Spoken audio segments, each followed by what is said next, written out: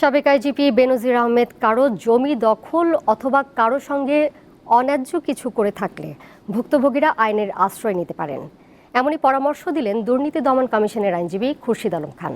আর আওয়ামী লীগের সাধারণ সম্পাদক ওবায়দুল কাদের জানিয়েছেন, বেনজির বিদেশে থাকলেও তার বিচার চলবে। পুলিশের সাবেক আইজি বেনজির আহমেদ এখন প্রতিদিনই গণমাধ্যমের শিরোনাম হচ্ছেন। একের পর এক প্রকাশিত হচ্ছে তার সম্পদ ও ক্ষমতার অপব্যবহারের খবর। জোর করে অনেকের জমি দখলের অভিযোগও উঠেছে।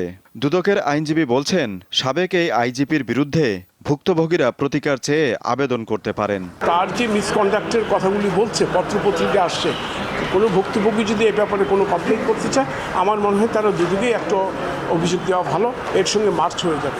নির্ধারিত তারিখে বেনজির ও তার পরিবারের সদস্যরা দুদকে হাজির না হলে নিয়ম অনুযায়ী পদক্ষেপের কথা জানান এই আইনজীবী। আমি মনে করি কমিশন ওনাকে সুযোগ দিয়েছে, উনি সুযোগটা অ্যাভেইল করবেন। যদি আসে ওয়েল অ্যান্ড গুড, আর যদি না আসে কমিশন তার নির্দিষ্ট যে আইনি পরিধি আছে, আইনি কাঠামো, এবং সেই আইনি কাঠামোর আওতায় থেকে কাজ করে অনুসন্ধান পর্ব শেষ করবে। এদিকে আওয়ামী লীগের সাধারণ সম্পাদক বলছেন, বেনজির বিদেশ থাকলেও তার বিচার চলবে। রবিবার রাজধানীর ধানমন্ডিতে আওয়ামী লীগ সভাপতির রাজনৈতিক কার্যালয়ে সংবাদ সম্মেলনে একথা বলেন তিনি। উনি না থাকলে কি বিচার হবে না? যা তারেক রহমান বাইরে আছে বলে কি ট্যাক্সি বেশনের মামলা হয়নি, সেটা রায় হয়নি, এবং একসময় তাকে আসতে হবে দেশে।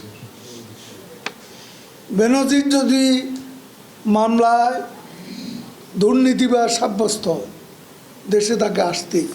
আদালতের আদেশে এরই মধ্যে বেনজির পরিবারের ৬২১ বিঘা জমি, রাজধানীতে 4টি ফ্ল্যাট ও 33টি ব্যাংক হিসাব জব্দে কাজ করছে দুর্নীতি দমন কমিশন। বিদেশে সম্পদের খোঁজও নিচ্ছে সংস্থাটি।